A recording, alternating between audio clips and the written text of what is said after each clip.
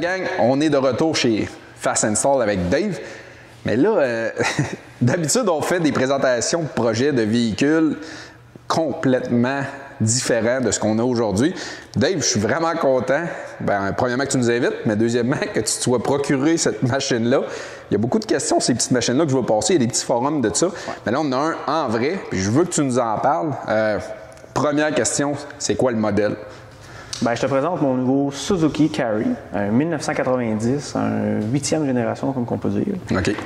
Écoute, j'ai toujours trippé sur ce genre de véhicule-là. C'est tout petit, je suis grand, les gens ne pensent pas que je fit là-dedans. Je réussis, j'ai un angle, je suis capable d'embarquer. On va faire un test tantôt pour être sûr. Écoute, moi j'adore le look, on ne se le cachera pas que ça fait tourner les têtes. Oui. T'aimes ça ou t'aimes pas ça. Moi j'ai toujours vu ça comme étant un petit véhicule justement que je pourrais annexer à la compagnie pour faire un certain démo, une présentation des produits. Puis écoute, enfin j'ai trouvé celle que je cherchais.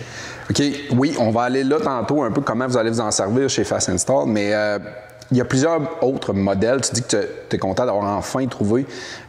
Pourquoi? Parce qu'il y a des choix, il y a sûrement le volant, il y a des côtés, il y a plein de versions. Peux-tu me parler un peu de ça, les choix que tu avais, puis quelle version que tu as choisie? Celle-là, en fait, le 1990, moi, je me cherchais des lumières rondes. J'adore le look lumière ronde. Oui. L'avantage, c'est qu'on peut facilement les remplacer pour faire du custom. Oui. Mais le look, en fait, je trouve ça joli avec les lumières rondes versus les plus récents qui sont plus headlights, stylés, qui fit, on va dire, qui sont moulés avec le châssis. Après ça, j'ai adoré le fait que c'en est un qui était converti à gauche. Oui. Rouler à droite, tel que tel. C'était mon dernier choix. Dire, je vais aller en chercher un en importation, puis il va être plus neuf, et peu importe, bref. Mais j'en voulais un conduit à gauche. 5 vitesses manuelles pour être capable de rouler un peu sur la route sans avoir un moteur qui veut sortir du trou, comme on dit. Oui. À part ça, écoute, d'où pourquoi que j'étais limité au début de la 8e génération pour les phares. Pour les lumières. Ouais. Oui, parce que d'autres marques vont offrir moins de vitesse, donc plus hors route, j'imagine, beaucoup moins confortable sur la route.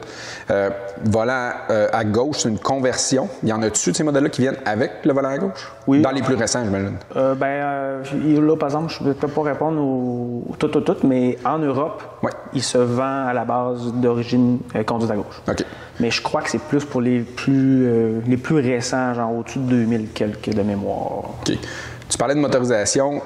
Quel genre de moteur qui fait avancer cette bête-là? Écoute, c'est gros. C'est un 3 cylindres, 660 cc. OK. En fait, c'est la norme pour appeler ça un key truck au Japon, qui est capable d'être roulé avec des permis, disons, classe spécifique, moins cher, limité en frais de type de route à utiliser. OK. Donc, pour être key truck, il faut qu'il soit 660 cc et moins.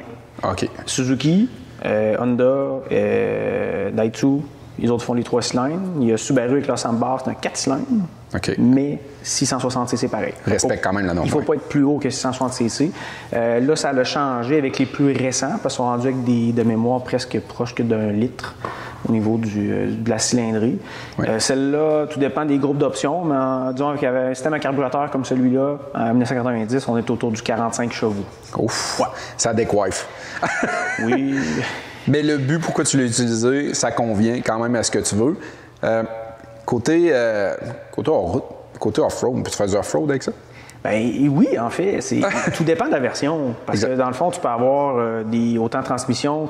Dans ces années-là, il n'y avait pas d'automatique Okay. Dans les plus récents, certains Honda que des CVT, mais ça, on ne touche pas à ça. Mm-hmm. Tu as des 4 vitesses. Tu as des 5 vitesses. Ceux qui font de la route un peu plus, 5 vitesses, c'est beaucoup plus doux. Ça te permet d'avoir une vitesse de plus. Je ne sais pas les guérages exactement, mais c'est beaucoup plus facile à rouler sur le chemin. Après ça, pour ceux qui font du hors-route, il y a des modèles avec des diff-locks arrière. Tu te ramasses justement avec le 4x4, on dit 3x4 d'un sens, mais beaucoup plus de possibilités pour ceux qui mettent des chenilles l'hiver. Fait que le best, pour faire un setup de chenilles, 4 vitesses, diff-lock, là, tu as vraiment une bonne machine. Puis aussi, il y a des versions même avec des dompeurs hydrauliques. Il y a même des plateformes ciseaux hydrauliques qui se vendent aussi, dans le fond, en certaines versions qui arrivent avec ça. Fait qu'il y a beaucoup d'options pour le modifier à notre goût selon nos besoins. Puis, parlant de besoins, vous autres, chez Fast Install, Dave, comment tu vas l'utiliser? Moi, mon but, c'est justement un petit véhicule promo. Donc, il va servir pour soit les shows, des événements, une publicité mobile aussi. Là. Exact.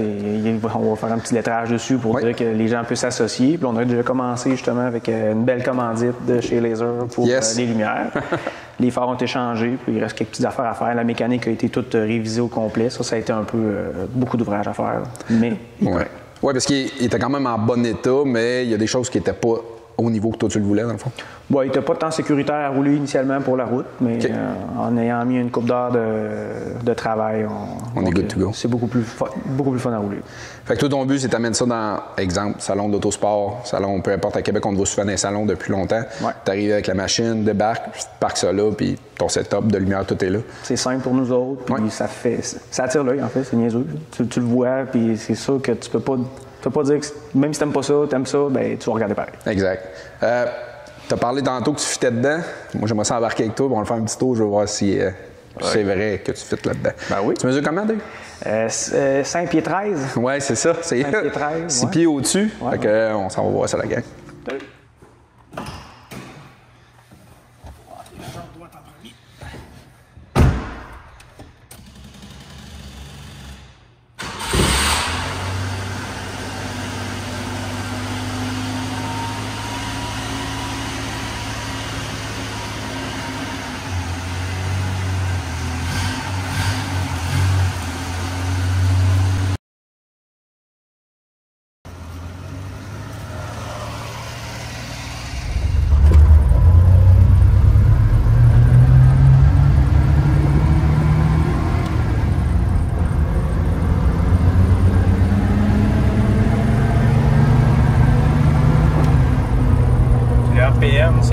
C'est marqué dans le dash que tu peux jeter genre la 2 jusqu'à là, la 3 jusqu'à là. Beaucoup de plaisir en tout cas.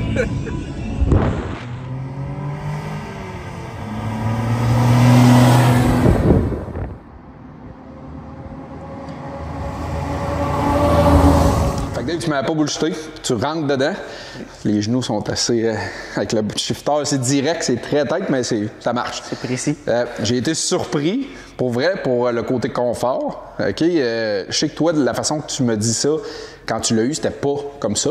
Mais là, moi, je suis très satisfait du côté confort sonore. Les pneus, peut-être les pneus, c'est quasiment un trépador, c'est assez agressif. Peux-tu me parler un peu de la grosseur des roues et des pneus que tu as là-dessus? Ben, d'origine, en fait, ça vient sur le 12 pouces. Les petits trous 12 pouces, c'est du genre 145 R12, là, c'est quasiment des roues de remorque. Là. Ouais. Puis là, ben, moindrement que les gens veulent mettre des roues, disons qu'on a plus de choix, ben là, il faut grossir 13 pouces. Il y a moyen d'en rentrer, c'est rare. Okay. À part chez Mini 4x4 qui en ont fait machiner ou du moins usiner pour que ça fitte avec le bon offset et tout. Ouais. Puis après ça, ben, il y en a beaucoup qui vont aller en 14 pouces. Okay. Puis là, ben, pour monter avec des pneus comme ça, si tu veux qu'ils font un petit peu de hors-route, ben là, la plupart du temps, il faut installer des lift kits 2 pouces, donc des shackles en arrière avec des spacers en avant. Pour clairer. Moi, j'ai mis des chocs neufs avec des ressorts HD qu'ils appellent. Donc, ça permet d'aller chercher une partie du lift à ce niveau-là, puis avoir un certain confort aussi avec le type de ressort. Tu parles de pièces. Est-ce que c'est facile de trouver des pièces pour des machines comme ça au Québec?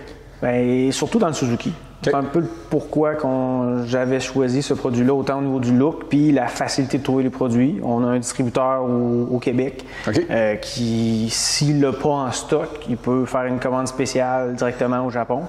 Puis de tout, là, un overall moteur, à une pièce du dash à l'intérieur.